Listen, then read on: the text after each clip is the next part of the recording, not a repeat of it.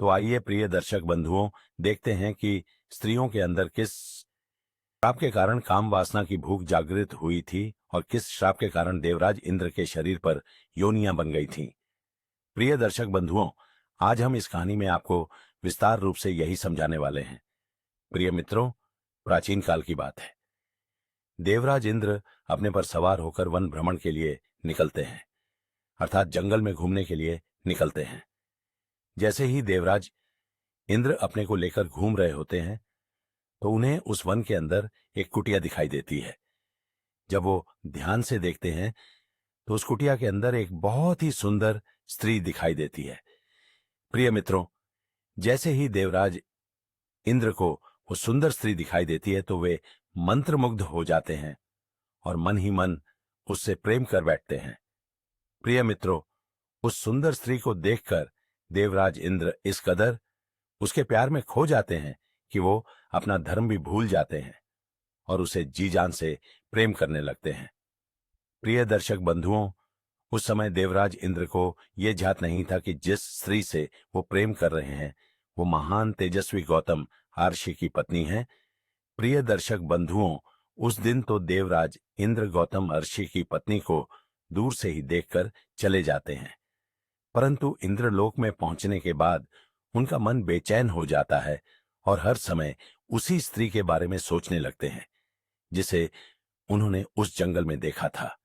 प्रिय मित्रों, जैसे तैसे करके देवराज इंद्र वो रात काट लेते हैं, लेकिन सुबह होते ही फिर से अपने पर सवार होते हैं और उसी जंगल की ओर निकल पड़ते हैं। चलते चलते उसी कुटिया के पास पहुंच जाते हैं जहां वो एक दिन पहले आए थे। कुटिया के पास पहुंचकर गौतम आर्षि की पत्नी अहिल्या को जी भरकर निहारने लगते हैं। लेकिन प्रिय दर्शक बंधुओं, इस बात का पता ना तो गौतम आर्षि की पत्नी अहिल्या को होता है और ना ही गौतम आर्षि को होता है कि देवराज इंद्र उन्हें छुप छुप कर देख रहे हैं। प्रिय दर्शक बंधुओं, गौतम ऋषि की गिनती महाऋषियों में आती है। ये बहुत ही महान और तेजस्वी संत थे। ये अपने धर्म और कर्म का पालन करते हुए अपना जीवन निर्वाह कर रहे थे। वो प्रातः ब्रह्म मुहूर्त में उठते और प्रतिदिन गंगा स्नान के लिए जाया करते थे। उसके बाद भगवान की भक्ति में लीन हो जाया करते थे। प्रिय मित्रों, देवराज इंद्र ने ये सारी गतिविधि छुप छुप कर देख ली थी, इसलिए उन्होंने इसी बात का लाभ उठाया। प्रिय मित्रों, अब तो देवराज इंद्र गौतम ऋषि की पत्नी अहिल्या के प्यार में इस कदर दीवाने हो गए थे कि उनका मन इंद्रलोक में बिल्कुल भी नहीं लगता था। अब तो वो प्रतिदिन उस कुटिया के आसपास आते और छुप छुप कर गौतम महर्षि की पत्नी अहिल्या को निहारते रहते। वो अपने मन में विचार करने लगे कि आखिर इस स्त्री को मैं किस प्रकार प्राप्त करूं ताकि मैं इसके साथ शारीरिक संबंध बना सकूं। प्रिय दर्शक बंधु, एक दिन देवराज इंद्र अहिल्या से मिलने की चाह लिए चंद्रमा के पास पहुंचते हैं और चंद्रमा से कहते हैं कि हे चंद्रमा, आप हमारी मदद करो। तभी चंद्रमा कहता है, देवराज इंद्र, मुझे आपकी किस कार्य में मदद करनी है, स्पष्ट बताइए। प्रिय मित्रों, तभी देवराज इंद्र चंद्रमा से कहते हैं, आपको मेरा एक कार्य करना होगा। चंद्रमा कहता है, बताइए प्रभु, क्या करना है। तो देवराज इंद्र चंद्रमा को बताते हैं, देखो चंद्रमा, मुझे एक स्त्री बहुत ही पसंद आ गई है और उसके साथ मुझे छल करना है। उसके साथ छल करने में आपको मेरी मदद करनी है। तभी चंद्रमा कहता है, देवराज इंद्र, मुझे साफ साफ बताइए करना क्या है। तो देवराज इंद्र चंद्रमा से कहते हैं, तुम मेरे साथ पृथ्वी लोक पर चलो और एक मुर्गे का रूप धारण करो। तुम मुर्गा बनकर मध्य रात्रि में बांग लगा देना। जैसे ही तुम अर्धरात्रि में बांग लगाओगे और तुम्हारी आवाज को सुनते ही गौतम आर्षि जाग जाएंगे। वो समझेंगे कि अब सुबह हो चुकी है और वो गंगा स्नान को चले जाएंगे। उसी बीच में मैं उनकी पत्नी अहिल्या के साथ छल करूंगा। प्रिय दर्शक बंधुओं, एक बात हम आपको और बताते चलें कि कोई भी व्यक्ति उसी को अपने दिल की बात बताता है जिससे उसके विचार भलीभांति मिलते हैं, अर्थात जो उसके विचारों का होता है।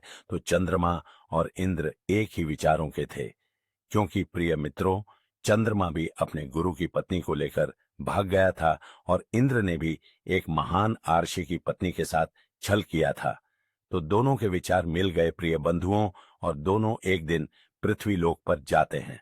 गौतम महर्षि की कुटिया के पास जाकर छुप जाते हैं। जैसे ही मध्यरात्रि होती है, तभी वो चंद्रमा मुर्गा बना हुआ आवाज लगा देता है। गौतम महर्षि की आंख खुल जाती है। प्रिय दर्शक बंधुओं, उस मुर्गे की आवाज को सुनकर गौतम महर्षि की आंख खुलती है। तो गौतम महर्षि गंगा स्नान के लिए अपना कमंडल लेकर निकल जाते हैं। प्रिय दर्शक बंधुओं, वो गौतम महर्षि उस मायावी चाल को नहीं समझ पाते हैं।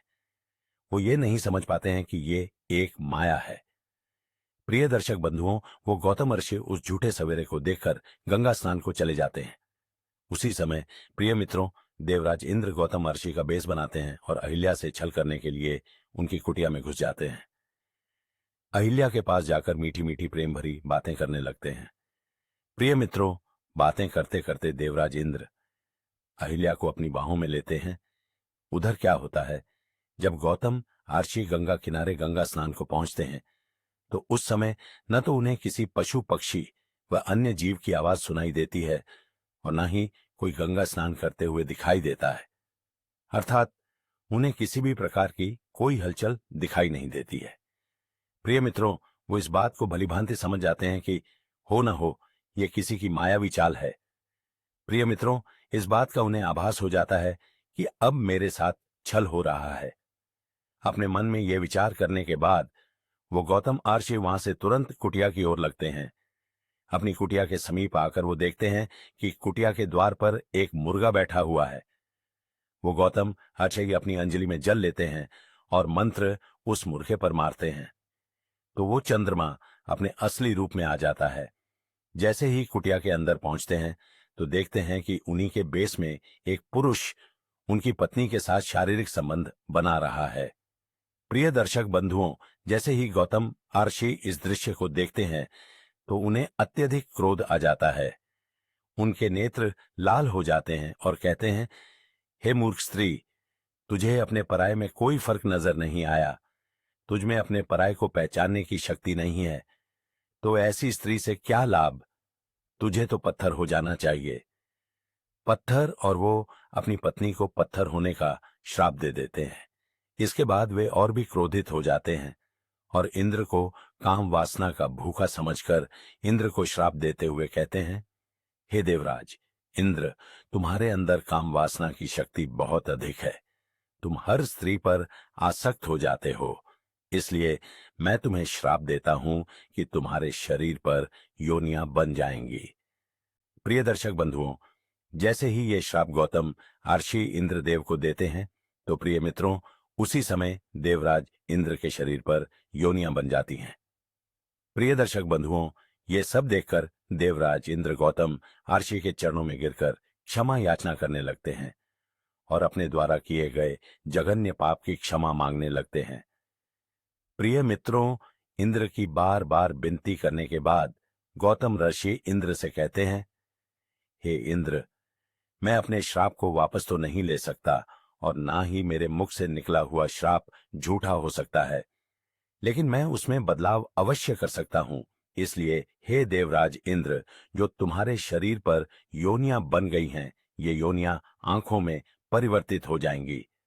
प्रिय दर्शक बंधुओं, गौतम महर्षि के ऐसा कहते ही वो योनियां आंखों में परिवर्तित हो गईं।